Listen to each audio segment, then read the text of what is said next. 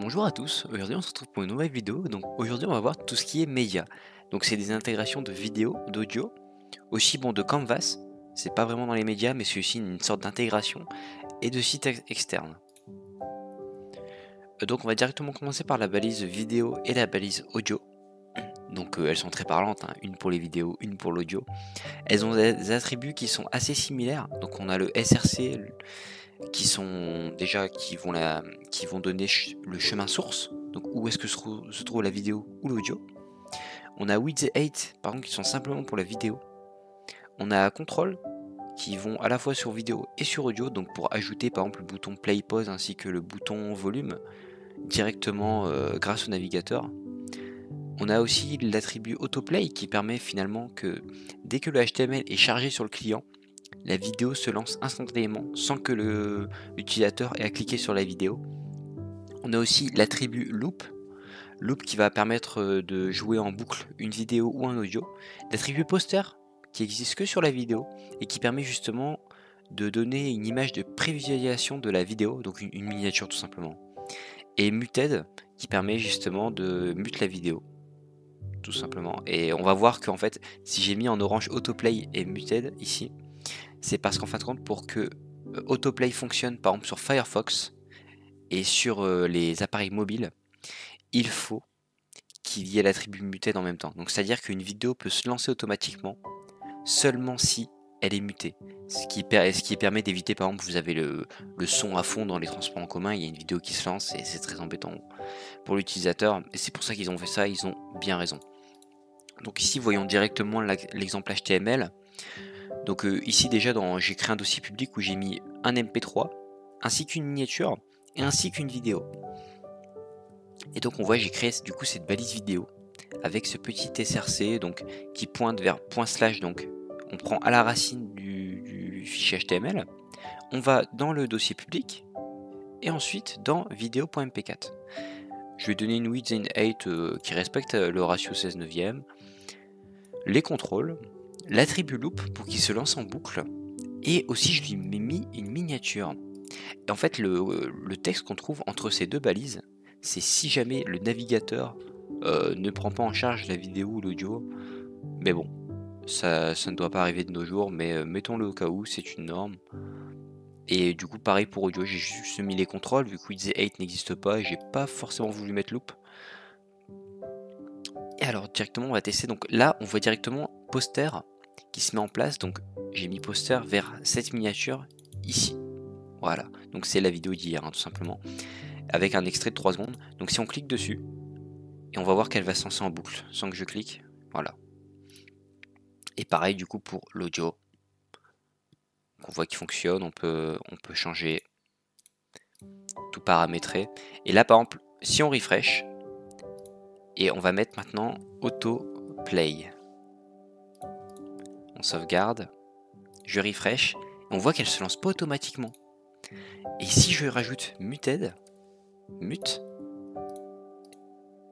et là je vais refresh, et voilà, elle se lance automatiquement. Mais par contre on n'a pas le son du coup, et donc il faut l'activer manuellement. Donc dans ce cas là, en fin de compte, finalement, il vaut mieux utiliser un GIF. Mais c'est pour que vous voyez finalement cette spécificité des deux qui vont ensemble en fin de compte. Et poster qui est vraiment intéressant, hein, qui est vraiment très très intéressant. Et voilà, c'est tout simple, hein, c'est des balises pas très compliquées, qui sont très simples à utiliser et à manier, et à maîtriser. Ensuite, la balise Canvas, c'est une balise extrêmement complexe qui permet de faire des choses avec un potentiel gigantesque. Donc ça permet de faire du rendu 2D et 3D performant et des jeux vidéo dans le web. Donc quand vous voyez des jeux vidéo dans le web, même très complexes, c'est fait avec du Canvas. Vous pouvez inspecter, vous verrez une balise Canvas qui va contenir tout le cadre du jeu vidéo.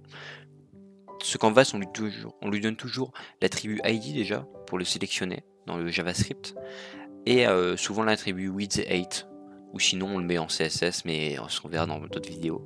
Pareil pour la balise script, on l'a pas vu, mais en fin de compte elle permet simplement de mettre du script JavaScript, tout simplement. Mais on verra ça plus tard dans d'autres vidéos. C'est normal que vous ne compreniez pas encore ce qui se passe ici. Et ouais, il faut savoir que la balise Canvas, vraiment, elle est utilisable seulement avec JavaScript. C'est-à-dire que si vous déclarez cette balise, simplement, elle va rien afficher en fin de compte. On peut pas la contrôler en HTML ni en CSS. Il faudra forcément passer par du JavaScript, du script. Donc si on prend l'exemple qu'on a ici, déjà j'ai déclaré dans le head une balise style, donc ça me permet d'ajouter du CSS entre ces deux balises.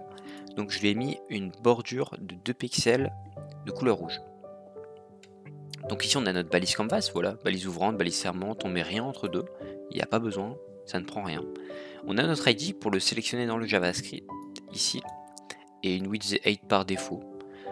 Et donc là en fait ce que je vais faire, c'est surtout, je vais sélectionner le canvas, donc avec cette constante. Donc maintenant là j'ai sélectionné le canvas, cette constante est liée à cette balise HTML, et donc là on va déclarer son contexte. Donc c'est simplement pour lui dire qu'on va déclarer une zone de dessin 2D.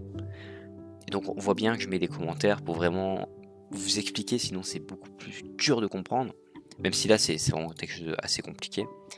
Et ensuite ici dans ce contexte on va lui dire, tu vas nous déclarer la fonte en gras, 20 pixels, et la fonte Cantarell, donc c'est la fonte de mes titres. Et ensuite tu vas mettre la couleur rouge. Et là on va le dessiner. On va le dessiner simplement sur le canvas en écrivant apprendre HTML2.0 à la position 80-100. Et qu'est-ce que ça nous donne finalement comme rendu? Ça nous donne ça, voilà. Et quand on inspecte, on voit qu'on n'a qu'une balise canvas, c'est tout dans le HTML. Voilà. Et donc avec ça on peut faire des jeux vidéo, etc. Il y a énormément de librairies, notamment Three.js qui permet de faire des énormes rendus 3D franchement assez simplement pour la complexité que c'est, et c'est vraiment très impressionnant. N'hésitez pas à vous renseigner sur Three.js si vous voulez voir un peu ce que ça donne, c'est très très performant. Mais voilà, sachez que cette balise existe et qu'elle permet de faire des rendus très performants. Et aussi du coup on a cette balise iframe, donc c'est une balise qu'il faut connaître mais qu'il faut même j'ai envie de dire jamais utiliser, parce que déjà en termes de performance c'est vraiment pas fou, parce qu'en fait on va intégrer une page web dans une autre page web existante.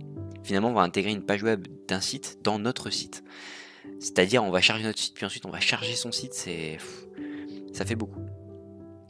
Mais voilà, donc ça permet finalement d'intégrer une ressource externe. Et donc on a l'attribut src width 8, ça ressemble à la vidéo. On a sandbox, ça c'est pour donner des rôles en plus, des priorités bêta. On a allow full screen qui permet justement, par exemple, qui lui permet quand on clique d'être en plein écran. Et donc pour voir l'exemple directement, alors ici on a notre width 8 avec un ratio. Ensuite on a notre src. Donc ça en fin de compte je l'ai pris de YouTube directement, de ma vidéo d'hier. Donc ça c'est l'intégration de YouTube. On voit ils ont mis YouTube Video Player. On a le allow full screen pour se permettre finalement, et là ici ils se mettent plein d'autorisations, par exemple pour pouvoir accélérer la vidéo, l'autoplay.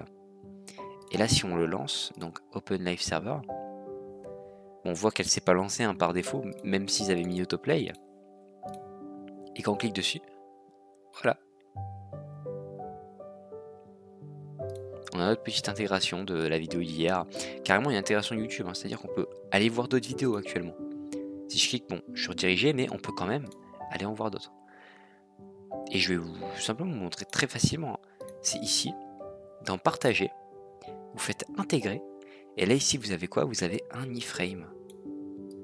Donc on prend cet iframe, tout simplement. On va le supprimer ici. Voilà. Et simplement on le colle. On sauvegarde. Bon, j'ai un formateur par défaut.